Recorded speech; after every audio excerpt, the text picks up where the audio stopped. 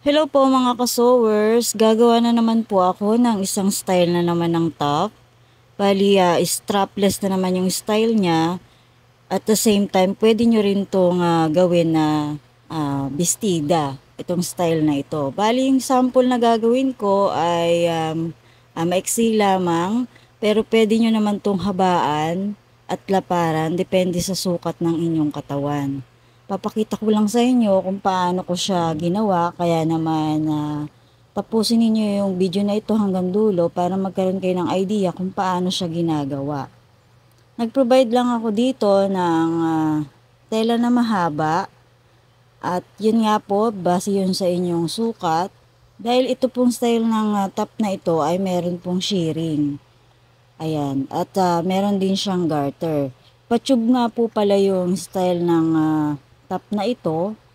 Ayan, pinagdugtong ko lang yung pinaka-side niya and then nilupian ko siya. Yung lupi niya po ay base sa sukat ng garter na ikakabit ninyo. Ang sukat po ng aking garter ay half inch lamang ang lapad. Kaya naman mga 1 inch pwede na or 3/4. Ilulupi ko lang siya ng paganyan at itatap. Ayan. Pasadaan nyo lang yan, paikot. Sa mga naiksiyan po sa Reels video ko, meron pong long form video nito. Ay bisitahin nyo lamang po yung aking account, Maylin Ariola Aurin. Nandun po sa mga videos. Makikita nyo po dun yung long form video ng mga Reels ko. Ayan, para hindi po kayo naiiksian. At meron din po akong YouTube channel. Pwede nyo rin pong bisitahin yun. Nandun lahat ang mga long form video na ina-upload ko dito sa aking account na ito.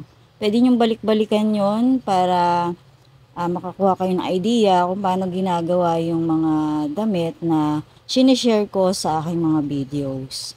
Ayan, maraming salamat po and pasubscribe na rin. Ayan, pagkatapos kong pasadaan yan, nag-provide lang ako ng butas na pagsusuotan ng garter. Yung sukat ng garter is nakabase rin po sa sukat ng dibdib nyo. Pwedeng maluwag, pwedeng masikip para hindi siya nalalaglag. Pero may strap naman po kasi itong gagawin kong top, kaya rin naman kahit medyo maluwag lang yung garter, yung kaya lang ng sikip ninyo, no, hindi naman masyadong masikip. Ayan, pagka suot nyo ng garter, pasadahan nyo, ilock nyo yung dulo nila para masuot siya sa loob. Dahil isasara ko dito yung butas ng pinagsuotan. Pinasadahan ko nga po pala ng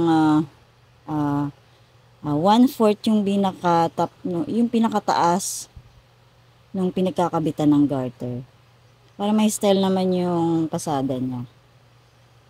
Ayan.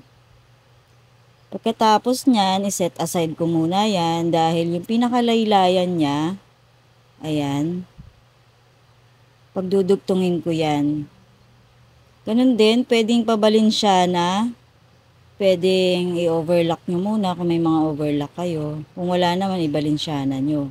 Pero bago yun, ihihem ko muna siya ng 1/4 lang, isang pata. Yan yung magsisilbing design dun sa laylayan, nung top. Or bestida. Pwede pong pabestida to Nasa sa inyo na lang po kung anong sukat ng lapad nito. Pinaka-design niya lang yan sa laylayan. Dito pasadaan ko lang siya para sa shearing. Isi-shearing ko po siya para nga po may design. Siguro po alam na ninyo kung paano mag-shearing ng tela para magkaroon siya ng shearing. Inihila po yung sinulid. Pero kung meron po kayong shearing put, mas maganda, mas mainam. Kasi hindi nyo na kailangan maghila-hila dyan. Dahil ako'y wala po noon, ay kaya naman mano-mano ko itong mahatakin para magkaroon siya ng shearing. Dito pala nakalimutan ko pala siyang pagdugtungin muna. Dapat pinagdudugtong nyo po muna bago nyo i-shearing. Ayan, pabalinsyana po yung style ko. Ganun din po kanina dun sa top kanina na pinasadahan ko. Pabor po ito sa mga walang overlock. Pero kailangan po may overlock kayo talaga kasi once ay kinabit nyo na to dun sa laylayan ng top o yung pinakadamit, i-overlock nyo rin yan kasi may tendency na maghimulmul siya. Lalo na kung ang tela na pinoprovide ninyo ay himulmulin. Dahil itong sample kong tela, himulmulin siya. Ayan, ikakabit ko na siya dyan sa pinakalaylayan niya. Siyempre, yung dugtungan, itapat nyo lang din dun sa pinagdugtungan dun sa pinasadahan nyo kanina. Pantayan yan. At syempre, yung pinakasukat nung shearing niya ay nakabase din doon sa sukat nung laylayan nung ginawa ko kanina para magkasya. Balansin nyo na lang yung shearing nyo, no, para maganda naman siya, pantay-pantay. O hindi naman masyadong pantay, basta tama lang. Ayan, ganyan po itsura niya, para siyang palda, no? Pero pwedeng ganito rin yung style ng palda. Pwede nyo rin gawin ganyang style. Marami kayong pwedeng gawing idea dito sa damit na to. Sample lamang po itong pinapakita ko sa inyo kaya nakikita nyo medyo maiksi siya, maliit. Pwede nyo yan habaan, laparan. Nasa inyo na po yung sukat, kaya na pong bahala. Gagawa lang ko ng pinaka-strap niya. Ayan. Hindi masyadong malapat, hindi masyadong maliit. Tama lang yung mga 3/4. Ganun yung pasada. Pabilog po yung dulo niyan. Hindi po siya diretso.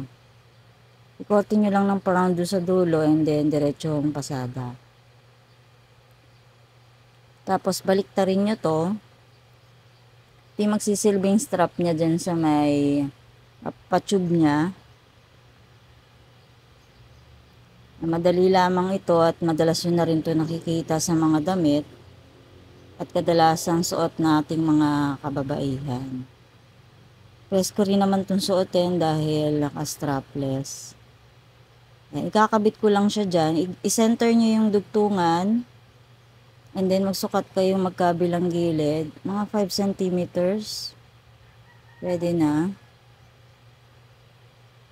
Dyan ko ikakabit yung strap. Kung bago ka nga lang po dito sa aking account na nanonood or sa aking video, no, pa-like and share naman po para lahat makapanood at matuto.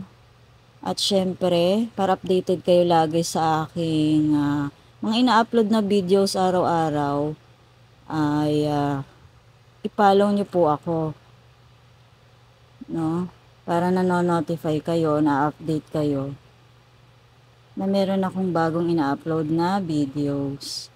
Kaya maraming salamat po sa mga sumusubaybay, nanonood, tumatangkilik sa aking mga sinishare sa inyong videos. At sana naman po may natututunan kayo. Pa-comment nga po kung saan po nakakarating ang video na ito at taga saan kayo. Ayan, siguro naman nag-e-enjoy kayong manood. Ayan, maraming salamat po. Ito na po, patapos na po yung ating top na aking ginawa. Sana nagkaroon kayo ng idea kung paano siya ginawa. Ayan, tatali nyo lang yung strap na yan sa may balikat ninyo. Pag nakagawa po kayo nito. Ayan, ganyan lang po siya kasimple. Sana po ay makagawa rin po kayo ng katulad na ito at may suot nyo rin po sa pang-araw-araw. Ayan, marami pong salamat sa inyong lahat. God bless po at abangan nyo yung susunod kong i-upload.